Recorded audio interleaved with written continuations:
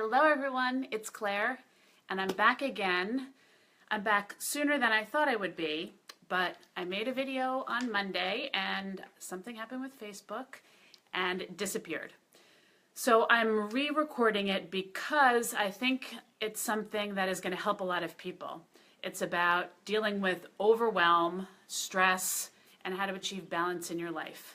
And this is a topic that I've been getting a lot of questions about recently. A lot of people have been telling me that they're overwhelmed, they feel like they don't have enough time in the day, and especially from my mommy friends and clients.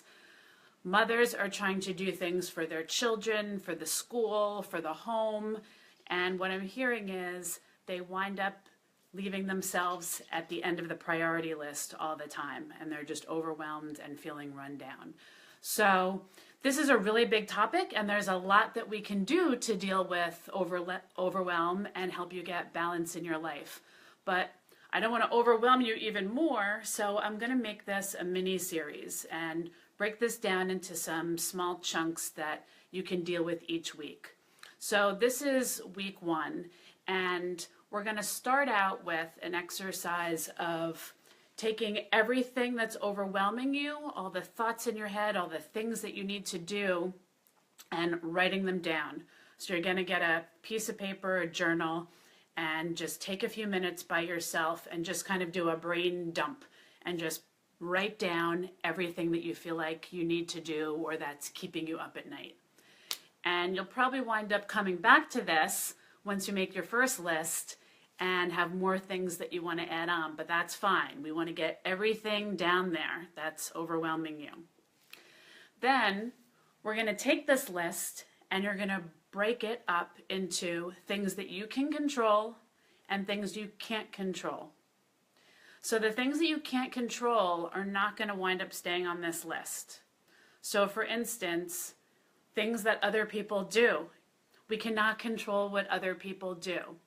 So for example, I might be stressed about making videos and how people are going to respond to them.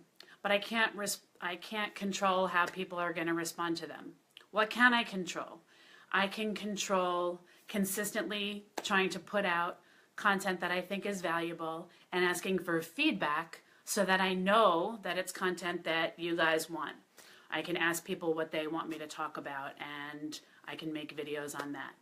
So on my list can be what I can do, but not what other people can do.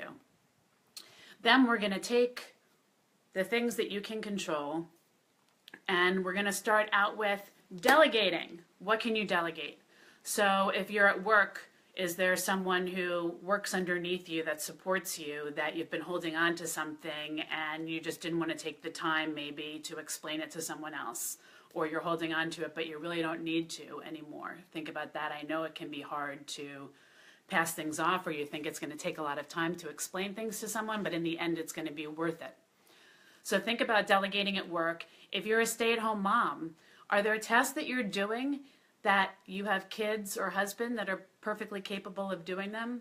Do you have kids that are in junior high school or high school and you're still spending time emptying the dishwasher, taking out the trash, doing the laundry? Your kids can do that stuff. Take the time to show them how you want it done.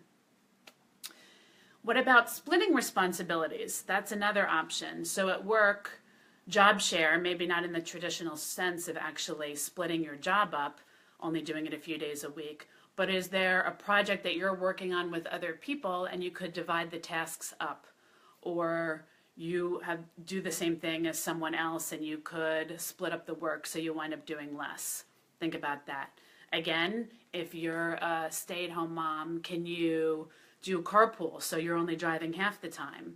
Can you have play dates where you're hosting kids one day and someone else is hosting your kids another day? Can you do a joint birthday party? Things like this that are just going to take away some of the stress and time that you're spending doing things. Then lastly, we have what can you automate or what can you plan out in advance? It may take time at the beginning to set up all of these things, systems, things that are automated, or even shopping for the week, all at one week, planning out your meals for the week, making sure you have all the ingredients, and either cooking everything one week with leftovers or at least knowing what you're going to do, rather than deciding each day what you're going to have for dinner and running out to the store, you don't have an ingredient. That all takes time. So these are just a few things to work on. Get that list down. Remember, just anything that you're thinking of that's overwhelming you, write it all down. Next week, in my next video, we're going to work on prioritizing and taking more action steps. So I would love to hear from you. If you listened to this before and wrote comments, please write them again, because that video is gone and I don't have comments that people left before. And let me know how you're doing with this, any questions you have, and I'll speak to you soon.